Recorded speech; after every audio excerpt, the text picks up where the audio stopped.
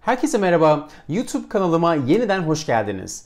Ben Okan Şengün. Amerika'da son 10 yıldır göçmenlik avukatlığı yapıyorum ve YouTube videolarımda sizlere Amerika'daki iltica prosedürünü anlatıyorum. Bu haftaki videomda göçmenlik mahkemesindeki ilk duruşmada neler oluyor ve nasıl hazırlık yapılmalı bunlar hakkında sizlere bilgi vereceğim. Arkadaşlar bu ilk duruşmanın ismine Masters Hearing deniyor. Yani bir ön duruşma, ilk duruşma. Göçmenlik mahkemesindeki dosyalarda genelde 2 kere duruşma yapılıyor. Bu 2 duruşmaya da katılmak zorunlu. Yani birisine katılmazsanız eğer hakkınızda otomatik olarak atılma kararı çıkıyor. Siz nerede yaşıyorsanız o alana bakan göçmenlik mahkemesi sizin dosyanızı inceliyor. Tabii göçmenlik mahkemesinde yapılan iltica başvuruları, iltica ofislerinde yapılan iltica başvurularından çok daha farklı. Çünkü göçmenlik mahkemesi çekişmeli bir ortam. Yani hakim var, hükümet avukatı var ve siz varsınız ve sizin avukatınız var. İltica ofisinde sadece iltica memuru size sorular sorarken göçmenlik mahkemesinde sizin avukatınız size sorular soruyor, hakim size sorular soruyor ve hükümet avukatı size sorular soruyor. Bu arada Amerika'da hükümet maalesef size bir göçmenlik avukatı atamıyor. Yani kendi avukatınızı kendiniz bulmanız gerekiyor arkadaşlar. Burada şunu söyleyeyim, mahkemelerde avukatlık ücretleri genelde $10.000 ile $25.000 arasında değişiklik gösteriyor. Bunu genelde taksit olarak ödeyebiliyorsunuz. Yani bir anda bütün bu parayı vermenize gerek olmuyor çoğunlukla. Şimdi birinci duruşmanızın ismine Masters Calendar Hearing deniyor arkadaşlar. Bu Masters Hearing'de neler oluyor? Yani ilk duruşmada neler oluyor? Şimdi biraz onlardan bahsedelim. Öncelikle dosyanıza katılan bütün aile bireyleri duruşmaya gelmek zorunda. Bu ilk duruşmanın amacı avukatınız, siz ve hakim dosyanız ne yönde ilerleyecek ve ne tür başvurular yapılacak ve incelenecek bunlar hakkında kısaca bir görüşme şeklinde. Tabii ki bu bir duruşma, yani hakimin karşısına çıkıyorsunuz ve özenle giyinmenizi tavsiye ederim. Eğer giyebiliyorsanız takım elbise giyin, güzel kıyafetler giyin çünkü nasıl bir izlenim bıraktığınız da önem taşıyor. Yanınızda sizin ve aile üyelerinizin bütün pasaportlarını, eğer hükümet almamışsa tabii ki, bütün pasaportlarını, resmi kimlik kartlarınızı ve yanınıza getirdiğiniz başka diğer bütün belgelerinizi lütfen mahkemeye getirmeyi unutmayın. Duruşmalara zamanında gelmeniz çok önemli. Hatta öncesinde göçmenlik mahkemesinde olursanız sizin için daha iyi olur. Çünkü aynı havaalanı gibi bir güvenlikten geçiyorsunuz. Bu da zaman alabiliyor tabii ki. Yanınızda size önceden verilen duruşma kağıdını, yani duruşmanızın gününü, yerini ve saatini gösteren o duruşma kağıdını götürmeyi mutlaka unutmayın. Sizinle aynı gün ve aynı saatte sizden başka birçok kişi de orada bulunuyor olacak. O yüzden sıra size gelene kadar belli bir süre bekleyebilirsiniz. Buna hazırlıklı olun. Ama sizin kısmınız büyük olasılıkla 5 ila 10 dakika, belki 15 dakika sürüyor. Yani o mahkeme alanında sadece siz yoksunuz. Diğer insanlar da var. Hakim sizin A numaranızı, yani dosya numaranızı söylediğinde siz öne çıkıyorsunuz. Tabii bunlar pandemi öncesi ve pandemi sonrası için geçerli arkadaşlar. Bunu söyleyeyim. Şu anda bu Masters Hearing'leri, yani ilk duruşmaları çevrim içi şeklinde telefonla bağlanarak ya da video ile yapabiliyorsunuz. Ama her göçmenlik mahkemesi buna izin vermiyor. O yüzden avukatınıza mutlaka sorun. En doğru bilgiyi avukatınız biliyordur. Hangi mahkemeler video konferans ile katılmanıza izin veriyor, hangilerine kişisel gitmeniz gerekiyor, bunu önceden araştırıp bilmeniz gerekiyor tabii ki. Şimdi duruşma başladığında İngilizce yapmaya çalışmayın eğer İngilizceyi akıcı bir şekilde konuşamıyorsanız. Yani zorlamanıza gerek yok. Çünkü göçmenlik mahkemesi ücretsiz olarak kendileri çevirmen sağlıyorlar zaten. Siz kendi çevirmeninizi yanınızda getiremiyorsunuz. Duruşma başladı. Eğer çevirmeninizi anlaşamıyorsanız bunu mutlaka hakime söyleyin. Duruşma başladığında hakim size adınız, soyadınız, doğum tarihiniz, hangi ülkeden geliyorsunuz diye sorular soracak. Ayrıca hangi dili konuşuyorsunuz diye soracak. Siz Türkçe olduğunu söyleyeceksiniz ve sizin ana dilinizde bir çevirmen ayarlayacak.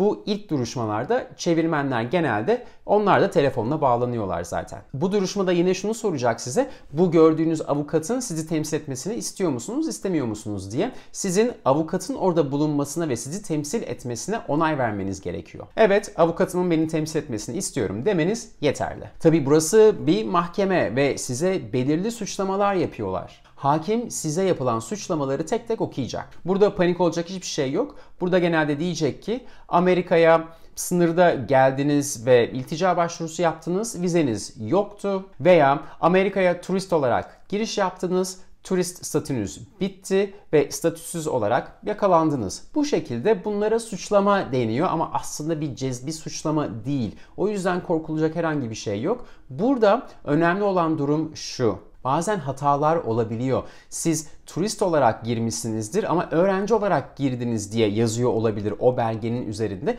Bunları teker teker düzeltmeniz gerekebilir. Burada düzeltmeler yapılıyor ve kabul edeceklerinizi kabul ediyorsunuz, etmeyeceklerinizi de etmiyorsunuz. Bunu zaten avukatınız yapıyor. Sizin çok fazla bu konuya takılmanıza gerek yok. Avukatınız size bu soruları soracak zaten. Burada bu suçlamalar kısmını geçtikten sonra siz de savunmanızı söylüyorsunuz hakime. Savunmanız nedir? Tabii ki ilticaya başvuruyorum, ben kendi ülkeme gitmekten korkuyorum şeklinde. İltica dışında başka başvurular da var ama onları zaten avukatınız yapıyor olacak sizin adınıza. Arkadaşlar şunu söyleyeyim, göçmenlik mahkemesi gerçekten karmaşık bir sistem. O yüzden tek başınıza yapmamanızı tavsiye ederim, şiddetle tavsiye ederim. Bu işlemler yapıldıktan sonra hakim 2 farklı gün belirleyecek. Bunlardan bir tanesi sizin belgelerinizi yani iltica başvurunuzu destekleyici bütün dokümanlarınızı hakime sunabileceğiniz son gün ve bir diğeri de duruşma gününüz yani esas duruşma gününüz. Bu 2 günü belirleyeceksiniz. Bu 2 günü takviminize yazmanız çok önemli. Eğer bu ilk duruşmaya avukatsız katılmışsanız hakimler genelde size soruyorlar avukat bulmak için ekstra süre ister misiniz diye. Siz evet ben avukat tutmak için ekstra süre istiyorum derseniz bu ilk duruşmayı bir kez daha yapıyorsunuz. Yani hakim size yeni bir Master Calendar Hearing tarihi veriyor. Böylece bu ilk duruşmayı avukatınızla beraber tekrardan yapmak için süre kazanıyorsunuz. Ve bu görüşmeye mutlaka ama avukatla gitmek zorundasınız. Bu ilk duruşmanın sonunda size bir sonraki duruşma tarihini gösteren belgeyi orada print ediyorlar ve size veriyorlar. Eğer çevrim içi şeklinde telekonferansla yapılıyorsa bu görüşme o zaman sizin adresinize posta yolu ile bu bildirimi yapacaklar. Göçmenlik mahkemesinde sizin yaşadığınız adresin olması çok önemli arkadaşlar. Çünkü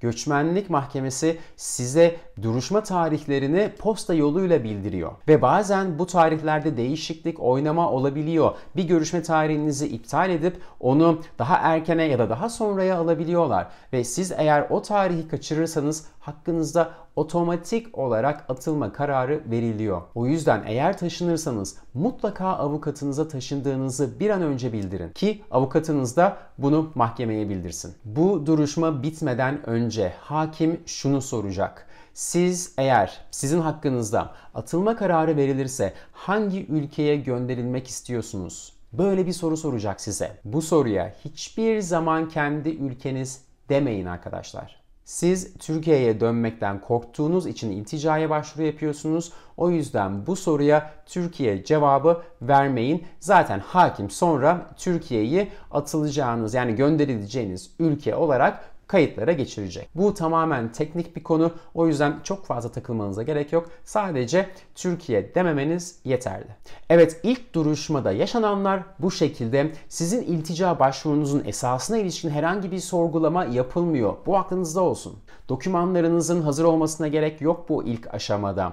Ve siz ifade vermeyeceksiniz zaten. Önceden de dediğim gibi 5 ila 15 dakika arasında sürebiliyor bu ilk duruşma. Ancak bazı göçmenlik hakimleri sizin iyi bir iltica başvurunuz var mı yok mu bunu anlamaya çalışabilir. Yani tanımlamak isteyebilir. Hangi sebepten dolayı ilticaya başvuruyorsunuz diye örneğin. Biliyorsunuz Videolarımı izlediyseniz eğer 5 tane ana sebep var iltica başvurusu yapmak için. Neydi bunlar? Din, ırk, etnik köken, bir gruba aidiyetlik ve politik görüş. Bu 5 sebepten bir ya da birden fazlasından dolayı ilticaya başvuru yapılabiliyor biliyorsunuz. Ve işte sizin iltica sebebiniz de bu 5 sebepten bir tanesi mi? Bunu anlamaya çalışabilir göçmenlik hakimi. O yüzden iltica başvurunuzun sebebini 1-2 cümleyle açıklamaya hazırlıklı olun. Evet, ilk duruşmada yaşananlar bu şekilde. Dediğim gibi avukatsız çok zor ilerleyen bir süreç. Kesinlikle avukat bulmanızı tavsiye ederim ve maalesef ABD hükümeti avukat sağlamıyor göçmenlik mahkemelerinde. Bu kadar karmaşık bir yapı olmasına rağmen, sizi bu kadar karmaşık bir yapıyla yüzleştirmesine rağmen yalnız bırakıyorlar. O yüzden göçmenlik hakiminizi maalesef kendiniz bulmanız gerekiyor Amerika'da. Bir sonraki videomda da ikinci duruşmada neler oluyor ve nasıl hazırlık yapılması lazım bunlar hakkında konuşacağız. Evet, bu videoyu izlediğiniz için çok teşekkür ederim. Ben her pazar sabahı saat 10'da bu şekilde iltica başvuruları hakkında videolar yayınlıyorum. Eğer kanalıma abone olursanız ve zili de aktive ederseniz videolarımı kaçırmamış olursunuz ve ben ne zaman video yüklersem siz de anında haberdar olursunuz. Bu arada ben Instagram hesabımda da ara ara kısa videolar paylaşıyorum ya da bilgi paylaşımları yapıyorum. O yüzden Instagram'dan da takipte kalabilirsiniz. Her zamanki gibi bu videoyu izlediğiniz için çok teşekkür ederim ve bir sonraki videomda görüşmek üzere. Hoşça kalın.